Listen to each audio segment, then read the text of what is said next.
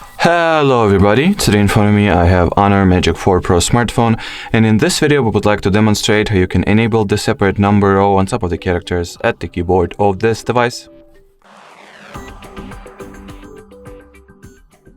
Alrighty, so that's how the keyboard looks without the separate number line. From here you want to open up the General Settings app, scroll all the way down and go for the System and Updates.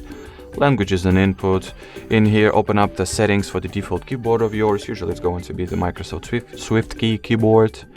And at the settings, you want to head straight for the layout and keys. And in here, simply turn on the number row toggle.